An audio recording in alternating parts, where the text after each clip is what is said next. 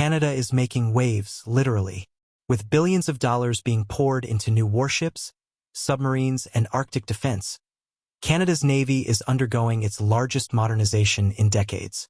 But here's the controversy. Is this a necessary move to protect Canada's sovereignty? Or is it an expensive, unrealistic push for naval power Canada doesn't need? And is Canada finally challenging Russia in the Arctic? In March 2025, Canada's national shipbuilding strategy is in full swing. The government has committed over $60 billion to modernize its fleet, making this the largest naval expansion in Canada's history. So what's coming? 15 next-gen frigates, the CSC, Canadian Surface Combatant, a powerful new warship based on the British Type 26 frigate, armed with Tomahawk missiles, anti-submarine warfare capabilities, and advanced radar systems. 12 Arctic and offshore patrol ships, designed for Arctic sovereignty missions.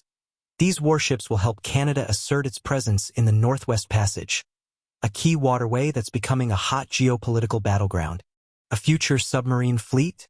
Canada is now debating replacing its aging Victoria-class submarines with modern nuclear-powered or long-range diesel-electric subs to counter Russian and Chinese naval activity in the Arctic. On paper, this sounds like a game-changer. But not everyone is on board with Canada's military spending spree. The biggest question: can Canada even afford this expansion? Budget overruns. The CSC frigates were originally estimated to cost $26 billion. But now, reports suggest they could cost over $80 billion. Long delays, some of these warships won't be fully operational until the late 2030s or even 2040s, raising doubts about whether they'll still be relevant. Political backlash: critics argue that Canada should be spending on healthcare, infrastructure, and domestic issues rather than military expansion. With an upcoming federal election, opposition parties are already calling for spending cuts, claiming that Canada should focus on diplomacy, not warships. But here's why Canada's military buildup isn't just about domestic politics. It's about global power struggles. The Arctic is becoming a major geopolitical battleground as melting ice opens up new shipping lanes and untapped natural resources.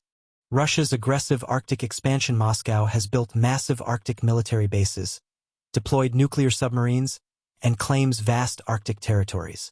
China's increasing presence. Beijing, despite not being an Arctic nation, is pushing for Polar Silk Road trade routes and investing heavily in Arctic infrastructure. Canada is one of the only NATO nations with direct Arctic territory, making it a key player in Western efforts to counter Russian and Chinese influence. So while critics question the cost, others argue that Canada has no choice but to defend its northern waters, or risk losing control. Canada's Navy is growing, but will it ever be a true global power? Compared to the US, China, or Russia, Canada's fleet is still small.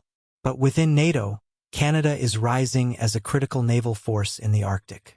And if nuclear-powered submarines are added, Canada could become a serious deterrent to Russian aggression. For the first time in decades, Canada is investing in its military in a way that could reshape its role on the world stage. So what do you think? Is Canada's Navy expansion a necessary step to defend its territory and allies? Or is it a wasteful political move that won't make a real difference? Let us know in the comments. Don't forget to like, subscribe, and hit the bell for more military analysis. Thanks for watching.